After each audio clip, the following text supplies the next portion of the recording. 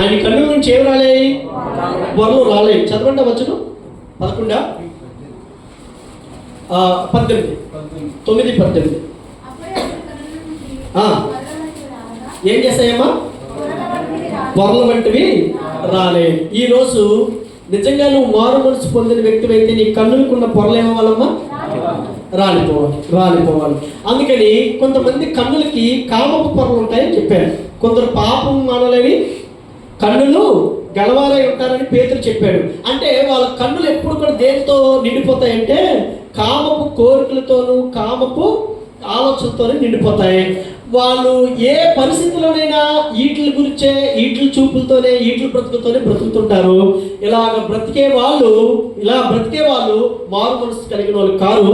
అందుకని మారు మనసు ఉన్న వాళ్ళకి ఏమవుతుందంటే ఇంతకు మునుపు ఒకవేళ అలాంటి కన్నులు పొరలు కమ్మిస్తాయేమో నీ కన్నులకి, ఇప్పుడు ఆ పొరలు ఏమవ్వాలి? రాలిపోవాలి. రెండోది, కొందరు కన్నులకి ధనం ఏముంటుంది? వాళ్ళు ఏ పని చేయనివ్వండి అందులోంచి వాళ్ళకి లాభం రావాలి. ఏం రావాలి? లాభం లేకుండా వాళ్ళు ఏ పని చేయండి. ఒక రోజున మీ గోదావరికి వరదలు వస్తాయి కదా, ఆ వరదలు వచ్చాయి. వరదలు వస్తుంటే కోంట అయిన ఒక ఆయన ఉండేవాడట. ఆయన వరదలప్పుడల్లా తన ఫ్యామిలీ అందరితో ఒడ్డుకి వెళ్ళిపోయేవాడట. ఆ సముద్రం నది ఒడ్డుకి వెళ్తే ఎక్కడి నుంచో చెట్లు, ఎక్కడి నుంచో పెద్ద పెద్ద మాను, ఎక్కడి నుంచో పెద్ద పెద్ద కొట్టుకొని వస్తుంటే వాళ్ళు తాడు చెట్టుకేసుకొని ఆ తాడుతో వెళ్ళి ఏం చేసేవారంటే ఈ మానుకు తాడు కట్టి బయటకు లాక్కొని ఆ కర్రలతో తర్వాత మంచి వ్యాపారం చేసుకునేవాడట కౌంటాయిన్. ఇక్కడ ఎవరైనా కౌంటర్ ఉంటే నన్ను క్షమించండి. ఎందుకంటే వాళ్ళ ఎలా తేరగా సంపాదించాలో లేకపోతే ఎలాగ వ్యాపారాలు చేయాలో వాళ్ళకి తెలిసినంత ఇంకెవరికి తెలియవు. వాళ్ళు అలా చేసేవారట. ఒక రోజున భార్యని పిల్లల్ని అందరినీ ఒడ్డు మీద పెట్టి ఆయన తాడు పట్టుకొని లోపలికి వెళ్ళాడట. లోపలికి వెళ్ళి ఒక సేవ లాంటి చాలా నల్లగా ఉన్నటువంటి ఒక దుక్క లాంటిది కొట్టుకొని వస్తుంటే దాంతో మంచాలు పెద్ద పెద్ద కరసామాలన్నీ చేసుకోవచ్చు అని చెప్పి దాని దాకా వెళ్ళి దానికి కడుతున్నాడట. కడుతుంటే లోపలికి వెళ్ళిపోతున్నాడట, బయటకు రావట్లేదట. వీళ్ళు తాడుతో లాగుతున్నారు కానీ ఆయన రావట్లేదు. లోపలికి వెళ్ళిపోతుంటే పిల్లలు పిలుస్తున్నారట, ఏమండి పోతే పోనీయండి, దాన్ని వదిలేయండి, మీరు వచ్చేయండి, ఇంకోటి తీసుకుందామని పిలుస్తున్నారట భార్య పిల్లలు. ఏమండి పిల్లలు అంటారట, డాడీ అది వదిలేసారి వచ్చి అంటున్నారట. అప్పుడు ఈయన అంటున్నాడట, నేను వదలాలని ఉందిరా, అది నన్ను వదలట్లేదు అన్నాడట. దాన్ని నేను వదలాలని దిగాను, ఇప్పుడు దిగిన తర్వాత అర్థమైంది దాన్ని వదిలేసి వచ్చేద్దామని, కానీ అది నన్ను వదలట్లేదు. అదేంటంటే పెద్ద మొసలు ఏం చేసింది? ఇప్పుడు పట్టిస్తుంది. ఈయన వచ్చేయాలనుకుంటున్నాడు కానీ అది రానివ్వట్లేదు. పాపం కూడా అంతే. దిగేటప్పుడు చాలా సరదాగా, సమ్మగా, చాలా హాయిగా, చాలా ఎంజాయ్గా ఉన్నట్టుగా దించుతుంది నిన్ను. దిగిన తర్వాత అదేం చేస్తుంది? అందులోంచి నిన్ను వదలదు, రానివ్వదు. అంత ఎందుకండి, 3 చుక్కల 3 అవసరాలు ఆ మందు కోసం దిగుతాడు మొదట. అది తాగినప్పుడు ఒళ్ళు తిమ్మిరిగా చాలా హాయిగా ఉందని చెప్తుంటారు. ఏమంటే చాలా ఎంజాయ్గా ఉన్నట్టుగా ముక్కు పచ్చలాక ఇంకా మేసాలు కూడా రాని వాళ్ళు ఈ త్రాగుడు అలవాటు అయిపోయిన మనుషులు ఉంటుంటారు. ఎవరో చెప్తుంటారు ఈ మాటలు, నువ్వు తాగినా 3 అవసరాలు నీకు భలే మజాగా ఉంటుందని. మొదట చాలా మజాగా ఉంటుంది, చాలా హాయిగా ఉన్నట్టుగా ఉంటుంది. కానీ అందులోకి నువ్వు దిగాక, అందులోకి నువ్వు అలవాటు అయ్యాక, అందులోకి నువ్వు ములిగాక నువ్వు వదిలిసి రావాలన్నది నిన్ను ఇంకా చచ్చేదాకా నిన్ను వదలదు. అందుకనే నా ప్రియమైన తమ్ముళ్ళారా, అన్నలారా, మీకు నేను చెప్పే మాట ఏంటంటే మీ కన్నులకు ఉన్నటువంటి పొరలు ఏమవ్వాలి? రాలాలి. ఆ కన్నులకున్న పొరలు రాలేకపోతే మీరు బతకలేరు. ఇక్కడ నడిపిస్తుంటాడు నవీన్ అనే తమ్ముడు. వాళ్ళ అక్క కువైట్కో ఎక్కడికో వెళ్ళి, వాళ్ళ అక్క అంటే పెద్దమ్మ గారి కూతురు కువైట్కి ఎక్కడికి వెళ్ళి బాగా సంపాదించిందట, పిల్లలు బాగా చదివిస్తుందట, మంచి ఇల్లులు ఉన్నాయట. అయితే వాళ్ళ అక్క కూతుర్ని చేసుకోవాలని ఈయనకి వాళ్ళ అమ్మా నాన్నలకి ఈ అబ్బాయి కూడా మంచి అభిప్రాయం ఉండేదట. ఉంటే వీళ్ళేమో లేనోళ్ళు, ఇల్లు సరిగా ఉండదు, వీళ్ళేమో నాన్నకు ఆరోగ్యం బాగోలేదు, ఆ పాట కూలికి వెళ్ళి తెచ్చుకొని బతికితేనే కానీ అవదు. అప్పుడు ఈ కుర్రాడు ఏం ఆలోచించాడంటే, నేను ఇక్కడే ఉండి ఈ కూలి పని తీసుకొని వచ్చి నాన్నకు ఆరోగ్యం మందులు ఇచ్చి అమ్మను పోషించుకుంటూ వెళ్తే మేము ఎప్పటికీ పైకి రాలేము. అందుకని మా అక్క కంటే మించిన స్థాయికి నేను వచ్చి, మా అక్క కంటే శబాస్గా నేను ఉన్నాను అనుకుంటే మా అక్కే వచ్చి ఏం చేస్తుంది, తన పిల్లని నాకు ఇస్తుంది. ఆ పిల్లని ఎలాగైనా సాధించుకోవాలని చెప్పి దుబాయ్కి వచ్చాడు. దేనికి వచ్చాడు? దుబాయ్కి వచ్చిన తర్వాత, ఈ దుబాయ్కి వచ్చిన తర్వాత ఇక్కడ పరిస్థితులు ఏంటో బాగా కనబడ్డాయి 4 రోజులు. ఈ 4 రోజులు కనబడిన తర్వాత అనుకున్నాడు, వీళ్ళందరూ ఎలా ఉంటున్నారో నేను అలా ఉండలేను అనుకున్నాడు. అనుకుని పరిచయం చేశారు వాళ్ళ బంధువులు ఎవరో. పరిచయం చేసిన తర్వాత చర్చకు వచ్చిన తర్వాత ఆయనకు అర్థమైంది ఏంటంటే, నేను బతకవలసిన అమ్మాయి కోసం కాదు, అక్క కోసం కాదు, ఆమెను మెప్పించడానికి కాదు, నన్ను ఏ దేవుడు పుట్టించాడో ఆ దేవుడిని మెప్పించడానికి అనుకున్నాడు. హల్లెలూయా. అలా ఎప్పుడైతే మారు మనసు పొందాడో అప్పుడే అన్నాడు, అయ్యగారు నాకు బాప్తిసం ఇవ్వండి అన్నాడు. బాప్తిసం తీసుకున్నాడు మన దగ్గరే. తీసుకున్న తర్వాత ఇప్పుడు ప్రార్థన చేస్తూ పాటలు పాడుతూ దేవుళ్ళలో ఎదుగుతూ ఆ పిల్లని ఇస్తున్నాయి కదా, ఆ స్థాయి కంటే మా స్థాయి బాగుంటుందో బాగుంది. ఇప్పుడు ఈ కొనులు పోయాయి ఆయనకి. ఇప్పుడు ఎంతసేపు ఏంటంటే నేను వాక్యంలో ఎదగాలి, నాకు దేవుడు చిన్న అవకాశం ఇచ్చినా నేను పరిచర్యకి సాగాలి. ఎక్కడ దుబాయ్లో ఉంటాడు. దుబాయ్ నుంచి ఏం చేస్తాడంటే షార్జాకు బస్ ఎక్కి వస్తాడు. బస్ ఎక్కి వచ్చి అప్పుడు మా ఇంటికి వస్తాడు.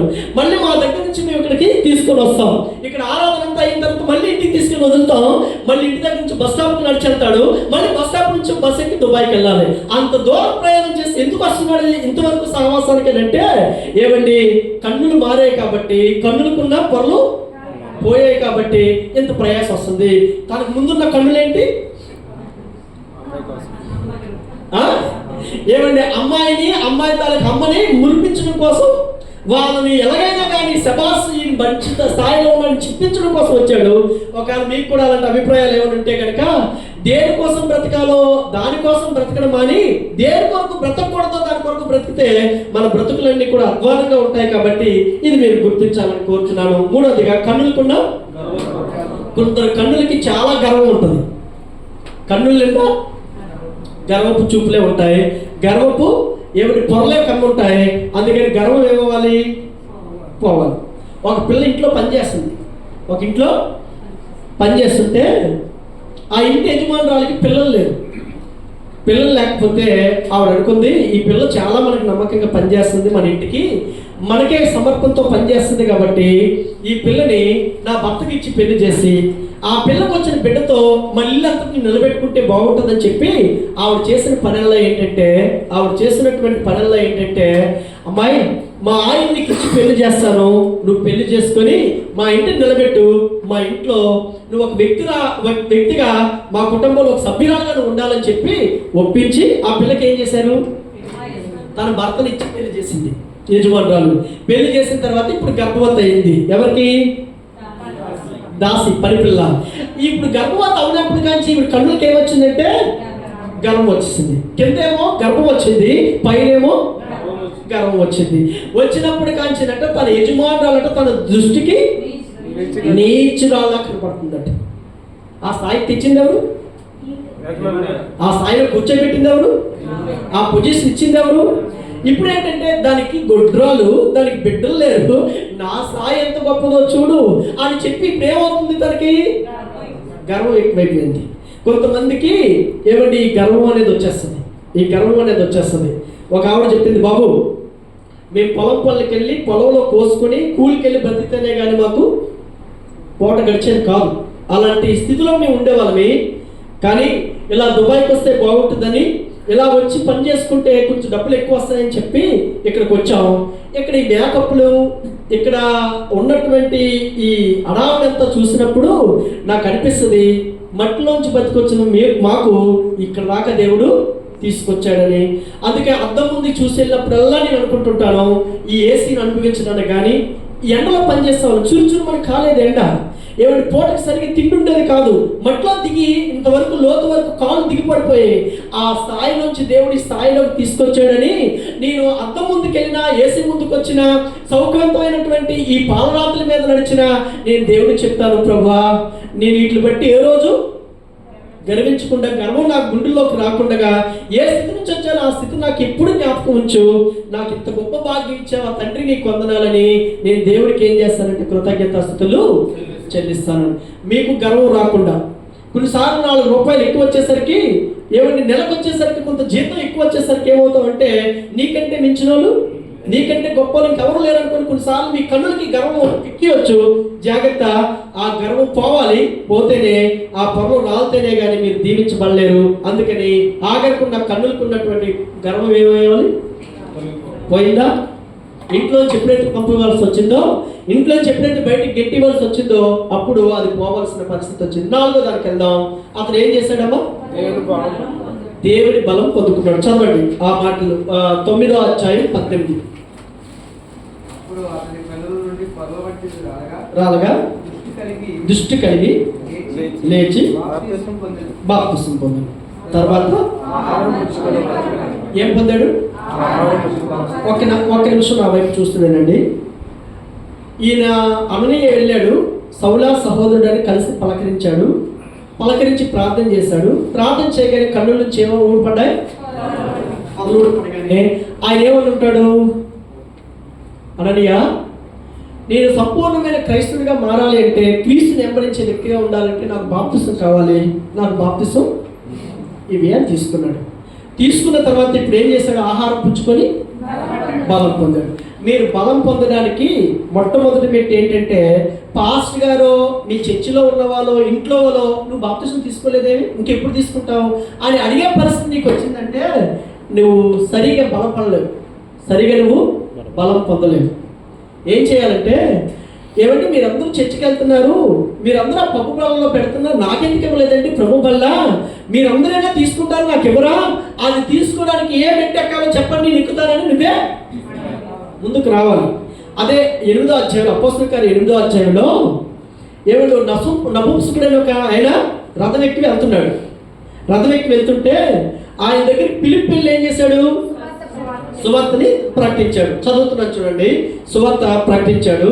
ఆ సువార్తలో 34వ వచనంలో, అప్పుడు నపుంసకుడు ప్రవక్త ఎవరి గురించి ఇలాగ చెప్పుచున్నాడు, తన గురించా వేరొకరి గురించా, దయచేసి నాకు తెలుపమని ఫిలిప్పును అడిగాడు. అందుకు ఫిలిప్పు నోరు తెరిచి ఆ లేఖనములను అనుసరించి అతనికి యేసుని గురించిన సువార్త ప్రకటించును. వారు త్రోవలో వెలుచుండగా నీళ్లున్న ఒక చోటకి వచ్చినప్పుడు నపుంసకుడు, ఇదిగో నీళ్లు, నాకు బాప్తిసం ఇచ్చుటకు ఆటంకమేమని అడిగి రథము నిలుపమని ఆజ్ఞాపించాడు. చెప్పండి, ఫిలిప్పు చెప్పాడా? నపుంసకుడు అడుగుతున్నాడు ఏమని? నేను మళ్ళీ మా దేశానికి వెళ్ళిపోతాను, ఇథియోపియా దేశానికి, ఇవో ఇక్కడ నీళ్ళు ఉన్నాయి, నాకు బాప్తిసం ఇవ్వడానికి ఇంకేమైనా ఆటంకం ఉంటే చెప్పు, సరి చేసుకుంటాను అని రథం ఆపమని నీళ్ళున్న చోట ఆగిపోయాడు. నాకు ఏం కావాలని? బాప్తిసం కావాలి. ఇక్కడ చాలా మంది ఉన్నారు, నా ఎక్స్పీరియన్స్ లో చాలా మంది నేను చూశాను, అతి తక్కువ మంది నాకు బాప్తిసం ఇవ్వండి అని అడిగి తీసుకున్న వాళ్ళు ఉన్నారు. ఎప్పుడు ఇస్తారని వాదించి తీసుకున్న వాళ్ళు ఉన్నారు. అది నాకు త్వరగా ఇవ్వండి అని ఆతృతతో తీసుకున్న వాళ్ళు కొంతమంది ఉన్నారు. చాలా ఎక్కువ మంది ఎలా ఉన్నారంటే, ఇంకా చూద్దాంలే, నేను కొంతమందితో అన్నప్పుడు వాళ్ళు అంటారు ఇంకా సరి చేసుకోవాల్సినవి కొన్ని ఉన్నాయండి, అవి పూర్తి సరి చేసుకున్న తర్వాత దేవుళ్ళలోకి వస్తానండి. మీకు మాట చెప్తాను, నీకు పూర్తి రోగం తగ్గాక డాక్టర్ దగ్గరికి వెళ్తావు, రోగంతో ఉన్నప్పుడు వెళ్తావా? మరి దేవుడి దగ్గరికి ఎందుకు అన్ని పోయాక వస్తానంటున్నావు? సరే, అన్ని పోగొట్టుకునే రోజు వస్తుందా నీ బ్రతుకులో? అన్ని పోగొట్టుకున్న రోజు నీ బ్రతుకులో ఎప్పుడు రాదు, ఏదో ఒకటి వస్తూనే ఉంటుంది, ఏదో ఒకటి నిన్ను దర్శిస్తూనే ఉంటుంది. అందుకు ఉన్న పలంగా ఉన్న చోటనే నువ్వేం చేయాలంటే, అన్నింటిలోకి వచ్చి నేను దానికి ఎందుకు వెనకబడాలి, దానికి కూడా నేను ముందుకు వచ్చేయాలని నీ హృదయంలో ఏ రావాలంటే ఆరాటం రావాలి. ఇప్పుడు పౌలు రక్షించబడ్డ వెంటనే అననీయను ఏమని అడుగుంటాడంటే, మీరు వచ్చి ప్రార్థన చేస్తున్నారు, మీరు వచ్చి నన్ను దర్శిస్తున్నారు, మరి నాకు బాప్తిసం ఇవ్వడానికి ఎందుకు ఆటంకం చేస్తున్నారు, నాకు బాప్తిసం ఇవ్వండి అన్నాడు అని ఏం చేశాడు? బాప్తిసం పొందున్నాడు. ఇక్కడ 2 విషయాలు. బాప్తిసం తీసుకోవడానికి, పొందుకోవడానికి నీ అభిప్రాయం లేకుండా, నీ అభిమతం లేకుండా, నీ అంగీకారం లేకుండా ఎవడు తీయకూడదు, అలాంటి బాప్తిసం ఉండకూడదు. ఇగో అబ్బాయి, నీకు పెళ్లి చేయాలంటే బాప్తిసం తీసుకోవాలి, ఎవరో నిన్ను ప్రలోభ పెడుతున్నారంటే ఆ పెళ్లి కోసం నువ్వు బాప్తిసం తీసుకుంటున్నావంటే అది అబద్ధపు బాప్తిసం. అందులో ఎటువంటి దేవుని శక్తి లేదు. అందుకు నిజమైన బాప్తిసం ఏంటంటే, తీసుకునే వ్యక్తి దాని గురించినటువంటి ఇష్టం ఉండాలి, నాకు అది ఎప్పుడు ఇస్తారనే ఆతృత ఉండాలి, అది నాకు ఇవ్వండి బాబా, లేకపోతే నేను బతకలేనని ఆ కోరిక మీలో కలగాలి. ఇక్కడ నపుంసకుడు కానీ 8వ అధ్యాయంలో 9వ అధ్యాయంలో పౌలు కానీ ఎన్ని రోజులు, ఎన్ని సంవత్సరాలు సమర్థంగా తర్వాత మనసు పొందారు వాళ్ళు? ఎప్పుడు బాప్తిసం తీసుకున్నారు వాళ్ళు? సువార్త వెళ్ళిన వెంటనే అది రోజులు కూడా పోనివ్వలేదు, వెంటనే వాళ్ళు బాప్తిసం తీసుకున్నారు. ఇప్పుడు మీరు ఆలోచించుకోండి, ఎన్ని సంవత్సరాలుగా చర్చకు వస్తున్నావు, ఎన్ని నెలలుగా దేవుడు వాక్యం పెట్టున్నావు, ఎన్ని నెలలుగా ప్రభు బల్లా నేను దాటుకొని అవతలకి వెళ్ళిపోతుంటే, అరే నా దాకా వచ్చి ఇతరులకి వెళ్ళిపోతుంది కానీ నేనెందుకు తీసుకోలేకపోతున్నానని ఆ ఆలోచన కానీ ఆ బాధ కానీ మీలో కలగలేదంటే మీరు ఏం బలం పుట్టుతారు చెప్పండి? మీకు ఎలా బలం వస్తుంది చెప్పండి? దేవుడు శరీరము రక్తము నీ దగ్గరికి వచ్చి ఎందుకు దాటిస్తున్నావు దాన్ని? నీ అసమర్థత కదా, నీ అవివేకం కదా, దాని పట్ల నీకున్న నిర్లక్ష్యం కదా. నిజంగా ఆ ఆతృత నీకుంటే నా ముందరకు వస్తుంది, నా వెనకాలకు వస్తుంది, నన్ను దాటిపోతుందంటే నేను చేతగాకే కదా, నేను సరిగా దాని విషయంలో సరిగా లేకే కదా నా ఆతృత నీకు కలగకపోతే, నీ మనసులో రాకపోతే నువ్వు ఎప్పుడు బలం పొందుతావు చెప్పు? అందుకని అతను ఏమయ్యాడు? బాప్తిస్తం తీసుకున్నాడు. బాప్తిస్తానికి బలవంతం ఉండకూడదు, ఎవరో నేను పోస్తే నువ్వు తీసుకోకూడదు. బాప్తిస్తం అనేది నీ అంతటి నీవే తీసుకున్నాడని కోరిక మనసు కలగాలి. ఇప్పుడు పౌలు బాప్తిస్తం తీసుకొని ఏం చేశాడు? ఆహారం పుచ్చుకొని బలపడెను. ఉందా మాట? 22వ వచనం. అయితే పౌలు సౌలు మరి ఎక్కువగా బలపడి ఏమవుతున్నాడు? ఏమవుతున్నాడు? రోజు రోజుకి దేవుడు ఏమవుతున్నాడు? బలపడుతున్నాడు, బలపడుతున్నాడు.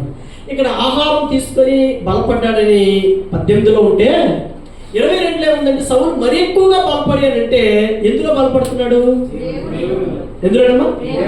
దేవుళ్ళలో బలపడుతున్నాడు. ఇప్పుడు మీరు దేవుళ్ళలో బలపడుతున్నారా? మీకు చెప్తాను ఎలా బలపడాలి. క్రైస్తవుని బలపరిచేవి 3 ఉంటాయి. 3 ఖచ్చితంగా మిమ్మల్ని బలపరుస్తాయి. ఈ 3టిని మీ దగ్గర ఎప్పుడు ఉంచుకోండి. ఆ 3 మిమ్మల్ని బలపరుస్తాయి. నెంబర్ 1, మిమ్మల్ని బలపరిచేది దేవుని కృప. చదవండి తిమోతికి రాసిన 2వ పత్రిక 2వ అధ్యాయం 1వ వచనం. నా కుమారుడా బలం ఎక్కడి నుంచి వస్తుందట? చెప్పండి. క్రీస్తు యేసునందున్న కృప చేత బలవంతుడు కమ్ము అంటాడు. హార్లిక్స్ కలుపుకొని ఈరోజు యూట్యూబ్లో ఎన్ని తిండి గురించి ఎన్ని రకాలండి, ఎన్ని రకాలైనటువంటి తిండ్ల గురించిన ఏమంటారు టిప్సా ఎన్ని చెప్తున్నారండి. కానీ బైబిల్ ఏమని చెప్తుందంటే నువ్వు అవన్నీ తింటే బలం పొందుతావని చెప్పలేదు. క్రీస్తు యేసునందున్న కృప చేత బలవంతుడు కమ్మన్నాడు. కృప ఏం చేస్తుంది? మీకు బలాన్ని ఇస్తుంది. ఇది ఎలాంటి బలమో చెప్తాను వినండి. ఎలాంటి బలమో చెప్తాను వినండి. కోవిడ్లోనే కాలేజ్కి ఒక అమ్మాయి వెళ్ళేది. కోవిడ్ వచ్చిన తర్వాత ఆ అమ్మాయికి కోవిడ్ వచ్చిందని తెలిసింది. కాలేజీలో ఉన్నప్పుడే ఒక పాప లేదా ఒక టీచర్ ఏం చేసేదంటే వాళ్ళకి ప్రేయర్ నేర్పించింది. ఆవిడ అంజురాలు అయితే ఆవిడ సువార్తను చెప్పి ఒక ఆవిడ వచ్చేది, ఆ పాపకి సువార్త చెప్పి ప్రార్థనలో నడిపించేది. అప్పుడప్పుడే విశ్వాసంలోకి వచ్చింది. ఇంటికి వెళ్ళి వాళ్ళ మమ్మీ డాడీలతో చెప్పేదట, నేను యేసుక్రీస్తుని కలుసుకున్నాను, యేసుక్రీస్తు నా గుండెల్లోకి వచ్చాడు, ఆ విన్న కాంచి నా మనసు చాలా ప్రశాంతంగా ఉంటుంది, నేను చదువులో కూడా బాగా రాణించగలుగుతున్నాను, ఇంటికి వచ్చి చెప్పగా ఇంటి వాళ్ళు అన్నారు, సరే ఏ దేవుడైతే ఏమైంది, నీకు ప్రశాంతంగా ఉంటే మనశ్శాంతంగా ఉంటే చాలు అన్నారు. అప్పుడు కాలేజీకి వెళ్ళిన ప్రతిసారి ఆ ఫ్రెండ్ కలిపినటువంటి ప్రతి మాటని తీసుకొచ్చి ఇంటి వాళ్ళకి చెప్పేది. ఇంటికి వాళ్ళకి చెప్తే ఇంట్లో వాళ్ళకి ప్రభువు పట్ల కొంచెం విశ్వాసం వస్తుంది, ఎక్కువ రాలేదు.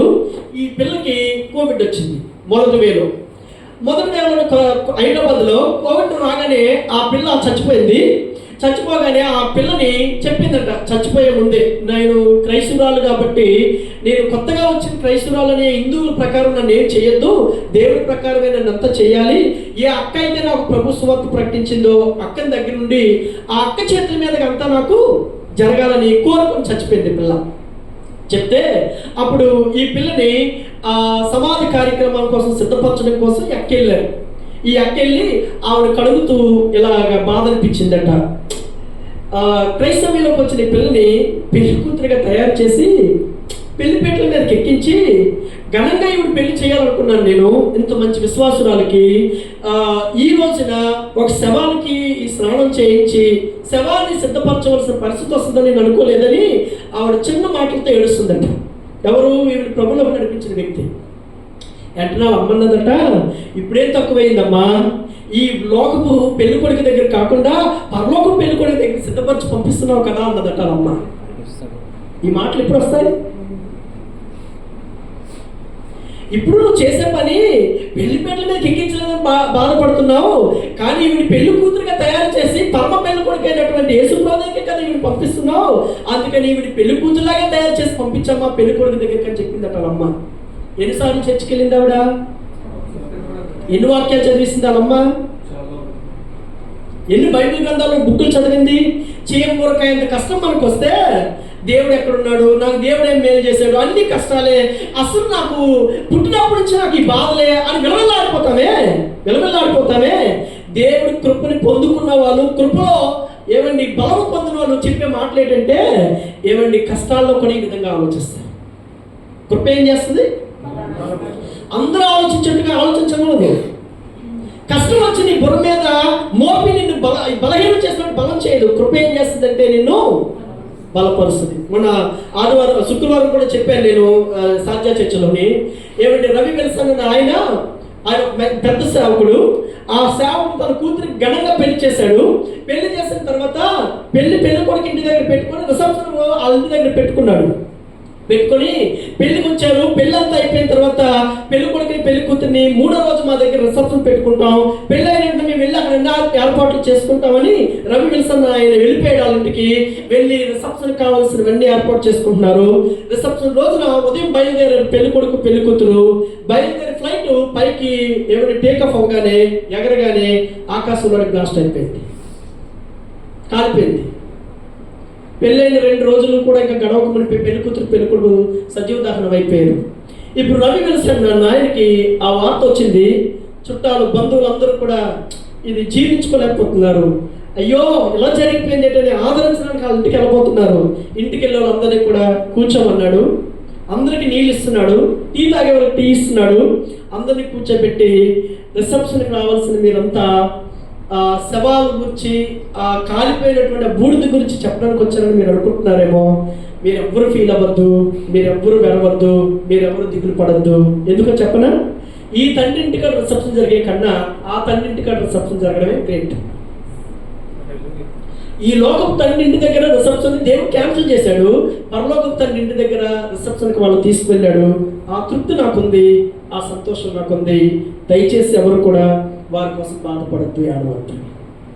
ఈ దిట్టమైన క్రైస్తవం మనకి ఎప్పుడు వస్తుంది? మరణం కూడా మన ముందుకు వచ్చి కళ్ళ ముందు కనబడుతున్నా దేవుడిని ప్రశంసించగలిగిన విశ్వాసం మనకి ఎప్పుడు వస్తుంది? ఎప్పుడు మనం బలం పొందుతాం? ఎప్పుడు దేవుడిలో బలం వస్తుంది? ఎన్ని వాక్యాలు మీకు చెప్పాలి, ఎన్ని ప్రసంగాలు మీకు చెప్పాలి, ఎన్ని ఉదాహరణలు మీకు చెప్పాలి. చిన్న కష్టం మన కళ్ళ ముందుకు వచ్చేసరికి ఎక్కడికెక్కడికి వెళ్ళిపోతాయి మన ఆలోచనలన్నీ కూడా.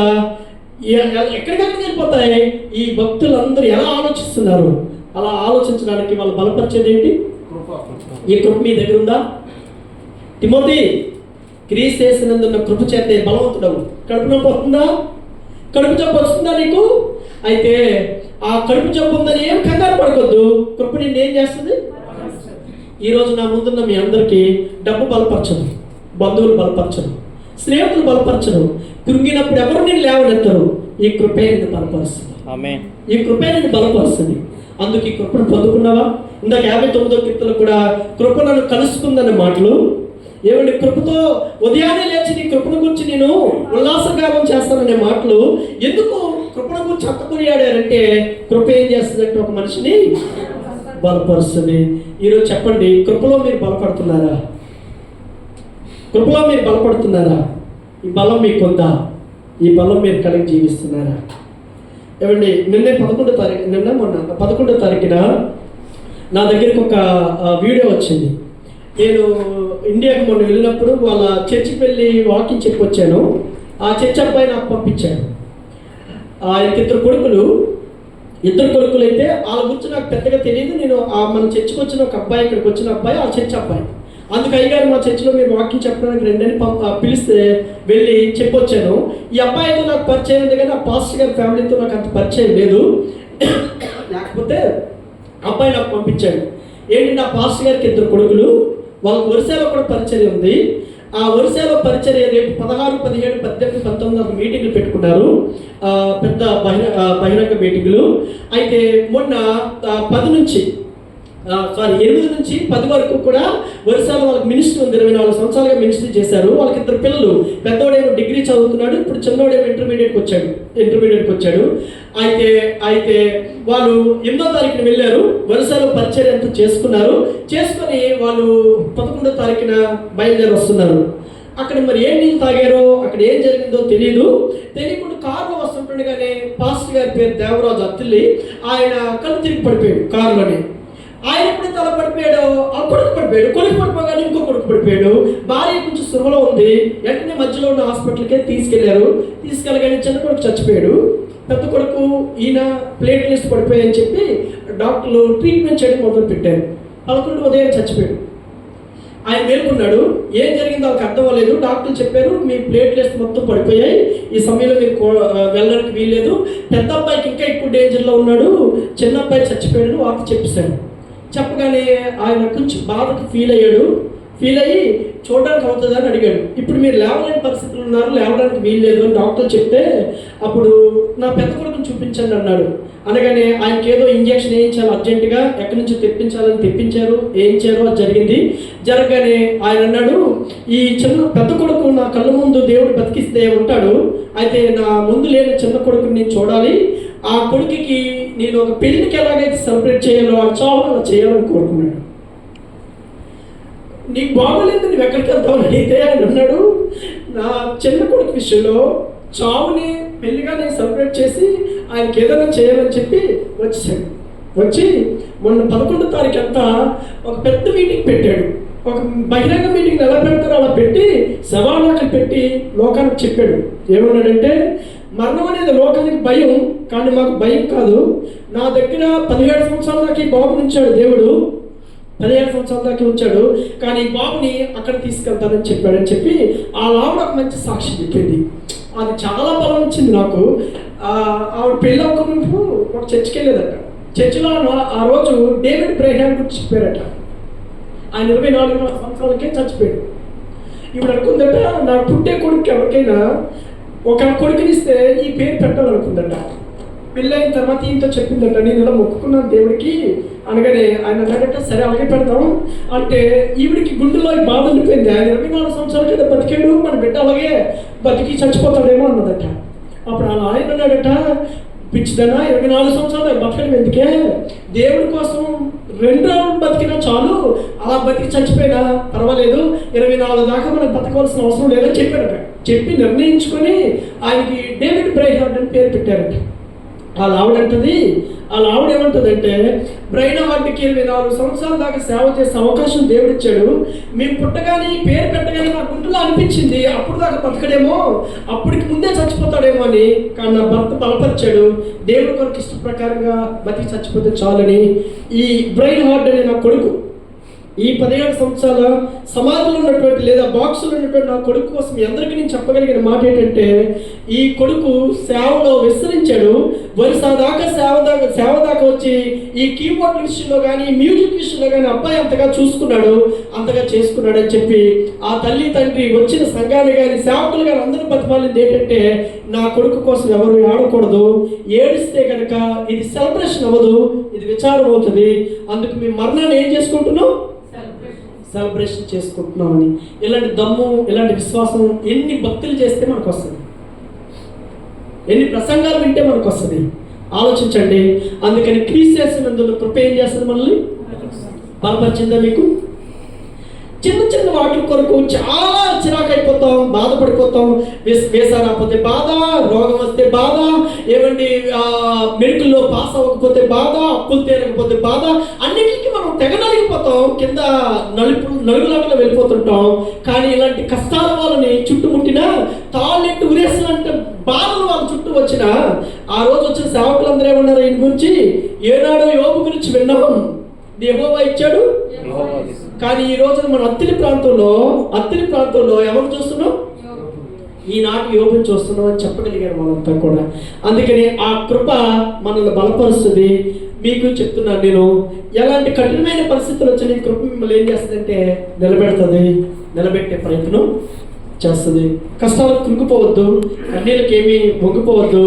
మీరు కృప చేత ఏమవ్వాలంటే బలం పొందాలి. రెండోదిగా విశ్వాసం ఏం చేస్తుంది, మీకు బలాన్ని ఇస్తుంది.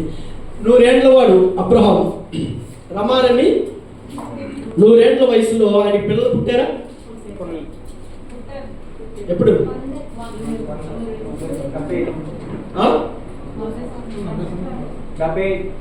70 పుట్టారా? ముందు నేను ఇస్సాకు కోసం అడుగుతున్న 4వ అధ్యాయం 19-20 వచనాలు చూడండి. మరియు అతడు ఆ, విశ్వాసమునందు బలహీనుడు కాక ఆ. రమారమి 100 ఏళ్ల వయసు గలవాడై ఉండి దేంట్లో బలహీన కాలేదు, విశ్వాసం దేంట్లో బలం ఉందాడు. ఇప్పుడు 70 సంవత్సరాలు ఇప్పుడు పిలిచాడు పిల్లల్ని ఇస్తానని, 10 సంవత్సరాలు అయింది, 15 సంవత్సరాలు అయింది, 20 అయింది, పిల్లలు లేదు. ఇప్పుడు అబ్రహాం విశ్వాసులు ఏమవ్వాలి, బలహీనుడు కావాలి. కానీ వాక్యం ఏమంటుంది, అతని విశ్వాసం నందు బలహీనుడు కాలేదు. అంటే విశ్వాసం ఏం పొందుతున్నాడు, ఆయన బలం పొందుతున్నాడు. మీకు రాత్రి అనుకున్నది ఉదయం జరగకపోతే, ఈ 2024లో జనవరిలో అనుకున్నది ఇప్పుడు సెప్టెంబర్కి జరగకపోతే, మన విశ్వాసం మన భక్తి చాలా యాక్టివ్గానే ఉంటుందా? ఏంటండి, నాకు అన్ని కష్టాలు వచ్చేసాయి, అన్ని బాధలు వచ్చేసాయి. అబ్రహాముకి 25 సంవత్సరాల పిల్లలు లేరు. ఒకరోజు 2 రోజులు కాదు. స్వరూప లేదు కనుక చెప్తున్నాను, ఈయనేమో వీడియో ఆన్ చేస్తారు. స్వరూప ఏముందంటే పెళ్ళి ఇప్పుడు 10 సంవత్సరాలు అయింది, పిల్లలు లేదన్న బాధ మమ్మల్ని ప్రతిరోజు వేధిస్తూ ఉంటుంది, బాధ పెడుతుంటుంది. అయితే దేవుడు ఇస్తాలే ఒక నిరీక్షణతో మేము బ్రతుకుతున్నా, ఎవరన్నా వచ్చి ఇంకేమీ లేదంటే చాలా బాధ అనిపిస్తుంది. ఆ పరిస్థితి నుంచి దాటుకోవడానికి చాలా ఇబ్బంది అనిపిస్తుంది అని చెప్తూ వాళ్ళ ఇంట్లో లేదా వాళ్ళ చుట్టాల్లో లాస్ట్ ఇయర్ పెళ్ళి అయిందట. అప్పుడు ఈ సంవత్సరానికి పాప పుట్టింది, వాళ్ళకి పాప పుట్టింది.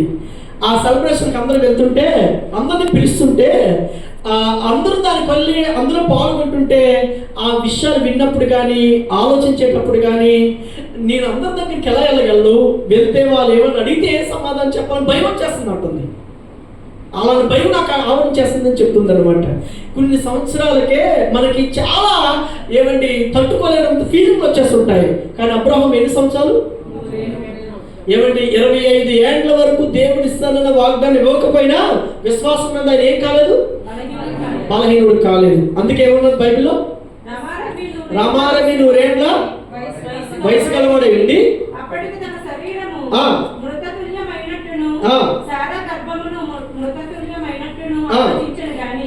ఏమొచ్చిందమ్మా అంటే ఆయన ముసలితనం వచ్చేసింది, సారా గర్భానికి కూడా ముసలితనం వచ్చింది. స్త్రీకి స్త్రీ ధర్మం నెలకొకసారి వస్తుంది, ఆ ధర్మం నిలిచిపోయిన తర్వాత పిల్లలు పుట్టరు. ఇక సారా కూడా ఏమైందంటే అది నిలిచిపోయింది, ఇక ఆ నెలసారాయం కూడా పోయింది ఆవిడికి. అయితే ఆయనకి ఏమనిపిస్తుందంటే సారా గర్భం మృతతుల్యమైనట్టు కూడా ఆలోచించాడు. ఆవిడకి గర్భం పోయింది, ఇక గర్భం రాదు, ఆ గర్భసంచ చచ్చిపోయింది, నాకు కూడా ముసలితనం వచ్చింది. కానీ ఏం చేయలేదమ్మా, ఏం చేయలేదు, దీని శరీరం చచ్చిపోయింది, సారా గర్భం కూడా చచ్చిపోయింది, పిల్లలు కానీ శక్తి లేదు. ఇలాంటి పరిస్థితులు వచ్చినా కానీ వాగ్దానం చేసిన దేవుని యొక్క వాగ్దానాన్ని మాత్రం ఏం చేయలేదు, సందేహించలేదు. కానీ ఏం చేశాడు, దేవుని మహిమపరిచి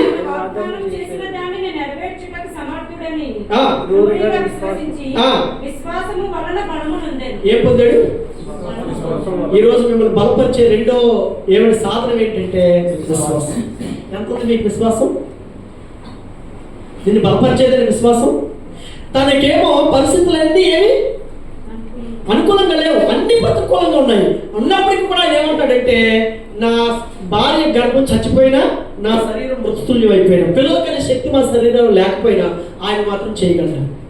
మాకు శక్తి ఉంటే చేయడం మాత్రమే కాదు, మాకు శక్తి లేకపోయినా చేయగలడు. ఈ విశ్వాసంలోని క్రైస్తవ సంఘం ఎప్పుడు వస్తుంది, ఎప్పుడు ఎదగలుగుతాం? అందుకని ఒక మనిషి బలం పొందడానికి కృప బలం ఇస్తుంది, విశ్వాసం కూడా బలం ఇస్తుంది. ఉందా మీకు విశ్వాసం? ఉందా మీకు కృప? పౌలు బలపడను అంటే కృపలో బలపడ్డాడు, విశ్వాసంలో బలపడ్డాడు. మీరు ఇందులో బలపడుతున్నారు, మీరు ఎక్కడ బలపడుతున్నారు అది చూడండి. మూడవదిగా వాక్యం కూడా మనిషికి ఏం చేస్తుందంటే బలం ఇస్తుంది. వాక్యం ఏస్తుంది, బలం ఇస్తుంది. అందుకని దేవుడి వాక్యం అది 2 అంచులు గల కథకం వంటిది. ఆ 2 అంచులు గల కథకం మాత్రమే కాదు, అది బలం గలదై, శక్తి గలదై, అది ప్రాణాత్మ శరీరములను మూలుగులను విభజించినంత మట్టుకు దూరచ్చు, పరిశోధించగలుగుతుంది. వాక్యం కూడా బలం ఇస్తుంది. నీ వాక్యం నన్ను బ్రతికించను, బాధల్లో నాకు అదే నెమ్మదించు. దేవుడి వాక్యం మిమ్మల్ని బలపరుస్తుంది. చదవండి, దీన్ని ధ్యానం చేయండి. దీన్ని ఆలోచించండి, దీని మీద ఎక్కువ దృష్టి పెట్టండి. ఇది మిమ్మల్ని ఏం చేస్తుందంటే మీ మనసు కకలావికలం కాకుండా మీ మనసుకి కఠోరమైన పరిస్థితులు కూడా వెళ్ళవలసి వచ్చినప్పటికి కూడా ఈ వాక్యం ఏం చేస్తుందంటే మిమ్మల్ని బలపరుస్తుంది, ఆదరిస్తుంది. అందుకని కృప బలమిస్తుంది, విశ్వాసం బలపరుస్తుంది, వాక్యం బలపరుస్తుంది. ఇవి మీ దగ్గర పుష్కలంగా ఉంటే ఎన్ని పరిస్థితులు మీకు వచ్చినా మీరు ధైర్యంగా బతకగలుగుతారు, విశ్వాసంతో మీరు బతకగలుగుతారు. నాలుగవదిగా మీరు చూస్తే కనుక, ఐదోది ఇప్పుడు దేవుని ఏమంటే అతను దేవుని గురించి సాక్షులు కూడా మనం చూస్తున్నాం. 9వ అధ్యాయం 20 వచనం చదవండి. అపోస్తుల కార్యం 9వ అధ్యాయం 20 వచనం. వెంటనే వెంటనే వెంటనే అంటే ఎప్పుడేమో వెంటనే అంటే వెంటనే సమాజ మందిరములలో యేసే దేవుని కుమారుడని ఆయనను గూర్చి ప్రకటించుచూ వచ్చాను. ఎవరి గురించి ప్రకటిస్తున్నారమ్మా? యేసే దేవుని కుమారుడు. మారు మనసు పొందిన తర్వాత, నువ్వు బాప్తిసం తీసుకున్న తర్వాత, నీలోనికి పరిశుద్ధాత్ముడు వచ్చిన తర్వాత మారు మనసు పొందిన వ్యక్తులు కనబడే ఐదో గుర్తు ఏంటంటే కనుక సాక్ష్యం ఇవ్వాలి. ఏం చేయాలి? సాక్ష్యం ఇవ్వాలి. సాక్ష్యం ఇస్తున్నావా? సాక్ష్యం ఇవ్వగలుగుతున్నావా? ఇప్పుడు పౌలు బలపడి ఏం చేశాడు? సాక్ష్యం చెప్పాడు. సాక్ష్యం యేసే దేవుని కుమారుడు సమాజ మందిరాల్లో ఏం చేస్తున్నాడు? ఆయన గురించి ప్రకటించుచు వచ్చేవాడు. మిమ్మల్ని అడుగుతున్నాను, మీరు దేవుడు చర్చకొచ్చినప్పటి నుంచి, మారు మనసు పొందినప్పటి నుంచి, యేసు నా దేవుడు అని నమ్మిన నుంచి ఏ రోజైనా ఇక్కడికి వచ్చి సాక్ష్యం చెప్పారు? చెప్పిన దాఖలాలు మీకు ఉన్నాయా? రైట్. రెండోది, ఇక్కడ సాక్ష్యం చెప్పడమే కాకుండా మీరు పనిచేసే స్థలాల్లోనో, మీరు వెళ్తున్న ప్రయాణాల్లోనో, మీరు ఎక్కడో అక్కడ యేసుక్రీస్తుని గురించి ప్రకటిస్తున్నారా? సాక్ష్యాన్ని ఏం చేయాలి? ప్రకటించాలి. బైబిల్లో ఇలా ఉంది. బైబిల్ కాకుండా ఈ పాట మీకు తెలుసా? సాక్ష్యం ఇచ్చిన మన స్వామి యేసు దేవుడు అనొచ్చు, సాక్ష్యం ఇచ్చిన. సాక్ష్యం అనగా కనిన వినిన సంగతులను తెలుపుటే. బాబు, యేసుప్రభుని ఎందుకు నమ్ముకున్నావు? యేసుప్రభు చర్చికి ఎందుకు వెళ్తున్నావు అంటే ధైర్యంగా సిగ్గుపడకుండా, యేసుప్రభు ఎందుకు దేవుడో, ఎందుకు నువ్వు నమ్ముకున్నావో, నీ బ్రతుకులు ఏం చేశాడో, కన్నవేంటో విన్నవేంటో, నువ్వేం వినగలిగావో, ఏది చూడగలిగావో అది ఇతరులకు చెప్పడం. బ్రదర్, మీరు సాక్ష్యం చెప్పండి అని అనగానే ఆ అవకాశం ఎప్పుడు వస్తుందని ఎదురు చూస్తూ రావాలి తప్ప, ఇప్పుడు నేను సిద్ధపడలేదు, నాకు ఇప్పుడు మనసు రాలేదు, వీటి గురించి మనం అనుకోకూడదు. సాక్ష్యం అనేది ఏం చేయాలంటే ప్రతి స్థలంలో కూడా మనం చెప్తూనే వెళ్ళాలి, సాక్ష్యం ఇస్తూనే బ్రతకాలి. సాక్ష్యం ఇచ్చే కొరకు మనం ఏం చేయాలంటే జీవించాలి. సాక్ష్యము ఇచ్చే బ్రతుకులు మనకి కావాలి. మీకు ఇలా చెప్తాను వినండి. ఒక కుర్రోడి గట్ట దేనికైనా ఆవే తెలుసు అంటే ఇంకేమీ తెలియదంట. ఆయనకు ఆవుకతే తెలుసు, ఇంకేమీ తెలియదంట. అప్పుడు ఆ అబ్బాయిని టీచర్ గారు పిలిచి, వరే టీవీ గురించి రాయిరా అన్నాడంట. ఆయన అంటే టీవీ అండి స్విచ్ ఆన్ చేయగానే ఆన్ అవుతుందండి, అందులో పచ్చ గడ్డి వచ్చిందండి, ఆ గడ్డి ఆవు మేయడానికి వచ్చిందండి, ఆవుకు 2 చెవులు ఉన్నాయండి, ఆవు తెల్లగా ఉంటుందండి, ఆవు పాలు ఇస్తుందండి అని ఆవు కోసం మాట్లాడుతున్నాడంట. సరే అని చెప్పి అప్పుడు ఆ పిల్లడికి ఒరే ఇలా రారా అని పిలిచి ఆయనకి ఇలా చెప్పిందట, ఒరే ఇప్పుడు నువ్వు రేడియో కోసం చెప్పరా అన్నదట. ఏమంటే రేడియో ఆన్ చేసామండి, అందులోకి అంబా నడుస్తూ ఆవు వచ్చిందండి, ఆవుకి 2 చెవులు ఉంటాయండి, ఆవు గడ్డి వేస్తుందంటే అది పాలు ఇస్తుందండి, ఇదే చెప్పుకొచ్చాడు. ఒరే టీ గురించి మాట్లాడరా అన్నదట. ఏమంటే టీ అండి నీళ్ళు పెట్టి మరగ పెడుతూ అందులో పాలు వేయాలండి, పాలు ఎక్కడి నుంచి వస్తుందంటే ఆవు నుంచి వస్తుందండి, ఆవుకి 2 చెవులు ఉన్నాయండి, ఆవు తెల్లగా ఉంటుంది అంటే అది ఏం చెప్పినా కానీ, ఏం మాట్లాడింది నేను అందులో ఏమొస్తుంది? ఆవు వస్తుంది. క్రైస్తవుడు ఏం మాట్లాడినా ఆ మాటలో క్రీస్తు రావాలి. ఏం మాట్లాడినా క్రీస్తు రావాలి, క్రీస్తు కనబడాలి, క్రీస్తుని గురించి ప్రకటించాలి, క్రీస్తుని గురించి జీవించాలి. అందుకనే సాక్ష్యం అనగా నీ జీవితంలో క్రీస్తుని కనబరచాలి. మీరు పనిచేసే వనరుల దగ్గర, మీరు వెళ్తున్నటువంటి స్థలాల దగ్గర, మీరు ఎక్కడుంటే అక్కడే మీరు క్రీస్తుని గురించి ఏం చేయాలంటే సాక్ష్యం ఇవ్వాలి. పౌలు బలపడుతూ ఏం చేశాడంటే సమాజ మందిరాల్లోకి వెళ్తూ ఏం చేశాడు? ఆయన యేసే దేవుని కుమారుడని ఏమండి అందరికీ ప్రకటించడం మొదలు పెట్టాడు, సాక్ష్యం ఇవ్వడం మొదలు పెట్టాడు. మీరు చెప్పండి, మీరు క్యాంపుల్లోకి వెళ్ళి ఎవరికైనా చెప్తున్నారా? మీ ఫ్రెండ్స్కి ఎవరైనా చెప్తున్నారా? మీ స్నేహితులకి ఎవరికైనా నీ సాక్ష్యం ఏంటో చెప్తున్నారా? ఎందుకు నువ్వు క్రైస్తవుడిగా మారవలసి వచ్చిన సాక్ష్య జీవితం నీకుందా? చిన్న అవకాశం దొరికితే చాలంటే పిల్లవాడు ఆవును ఎలా దూర్చేయాలని చూస్తున్నాడు, అన్నింటిలోని నువ్వు కూడా ఏం చేయాలి? యేసుక్రీస్తుని గురించి నువ్వు ప్రకటించాలి. ఎందుకంటే యేసుక్రీస్తు అనే మాట, యేసుక్రీస్తు అనే దేవుడు, యేసుక్రీస్తు అనే వార్త ప్రతి జీవితాన్ని మారుస్తుంది. చీకట్లో ఉన్న వాళ్ళకి వెలుగునిచ్చేది యేసయ్య. ఏమండి, మార్గాలు లేని వాళ్ళకి మార్గాలు తెరిపించేది ఈ యొక్క యేసుక్రీస్తే. అందుకని అనేకల చీకట్ల జీవితాలు వెలిగించేది యేసుక్రీస్తే.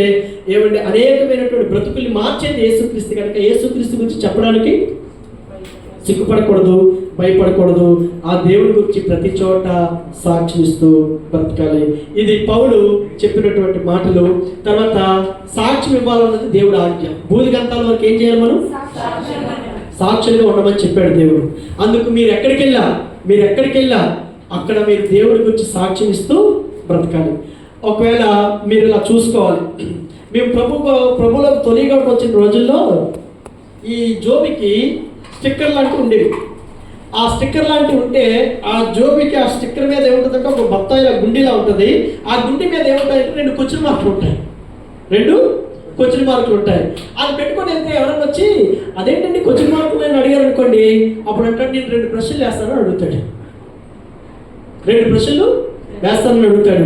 ఏంటంటే కనుక మొదటి ప్రశ్న ఏమడుగుతాడంటే ఈ లోకంలో పాపం లేనివాడు ఎవడైనా ఉన్నాడా అని అడుగుతాడు. అప్పుడు ఏ సమాధానం చెప్తారు? పాపం లేనివాడు ఎవరు ఉన్నారంటే అందులో పాపం ఉంటుందంటే.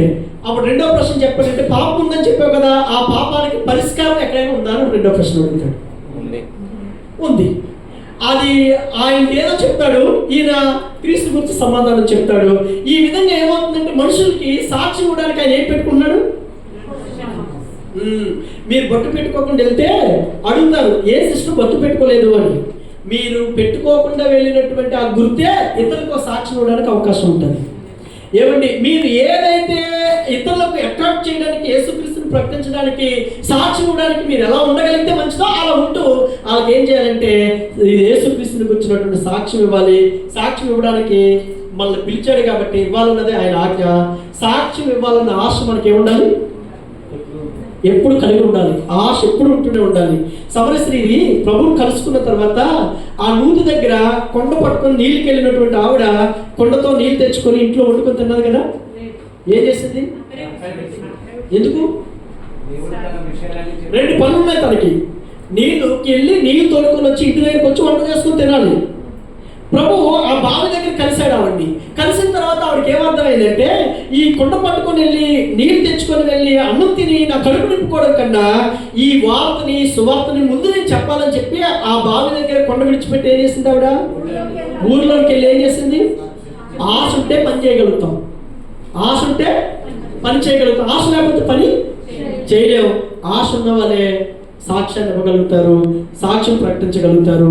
ఏమండి, గొప్ప కొరకు నేను చెప్పట్లేదు కానీ సామ్యూయల్ బ్రదర్ ఏమండి అబుదాబిలో ఉన్నా, దుబాయ్లో ఉన్నా, జబలాలీలో ఉన్నా, ఉమ్మల్కోయలో ఉన్నా, ఎక్కడున్నా ఆయన పనుల్లో ఏంటంటే పని చేసుకున్నటువంటి గంటలన్నీ పని చేసుకొని ఒక చిన్న సైకిల్కి ఏమండి కొనుక్కొని ఆ సైకిల్ మీద ఎక్కడ క్యాంపులు ఉన్నాయి, ఎక్కడ తెలుగు ఉన్నారు, ఎక్కడ దేవుడి గురించి తెలియలేని ఉన్నారు, అందరి దగ్గరికి వెళ్ళి అందరి దగ్గర తిరిగి అందరికీ పరిచర్య చేస్తారు. ఎవరిస్తారు జీతం ఆయనకి? అలా పనిచేసినందుకు ఎవరు ఆయనకు వచ్చే లాభం ఏంటి? కొందరు అడుగుతుంటారు, నువ్వు పార్ట్ టైం చేసుకుంటే ఇంకెక్కువ డబ్బులు వస్తాయి కదా.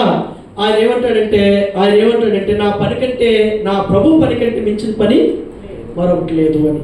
ఎంత కష్టమైన పని అవ్వచ్చు, ఎంత కష్టమైనటువంటి వానమైన కావచ్చు, ఆయన వెళ్ళే కంపెనీలు అన్నింటిలో ఎంత కష్టమైతే అవ్వచ్చు, కానీ ఆయన ప్రకటించాలని ఆశ ఉంది కాబట్టి ఆశనేది చెప్పలేదు, ఆశనేది ఆపలేదు. అందుకు సువార్త, అందుకు సాక్ష్యం ఇవ్వడానికి మీరు ఏం చేయాలి?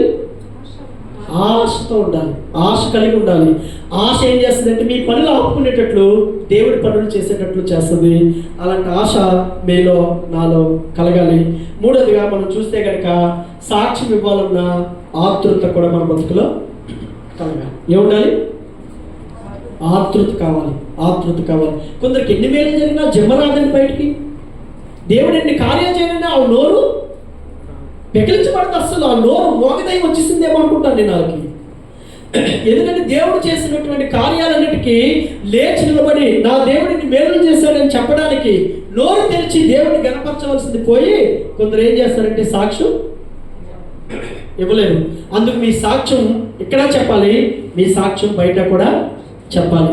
సాక్ష్యం చెప్పాలన్న ఆతృత, చెప్పాలన్న ఆశ, చెప్పాలన్న ఆజ్ఞ మీ బ్రతుకులో ఉంటే కనుక సాక్ష్యం ఇవ్వగలుగుతాం. సాక్ష్యం ఇవ్వడం అనేది అది మారు మనసు పొందిన వ్యక్తికి ఉన్నటువంటి ఒక మార్పు లేదా లక్షణం. రండి కళ్ళు మూసుకుందాం, చాలా టైం అయింది ఇప్పటికే. పౌలు మార్పు చెందిన తర్వాత, మారు మనసు పొందిన తర్వాత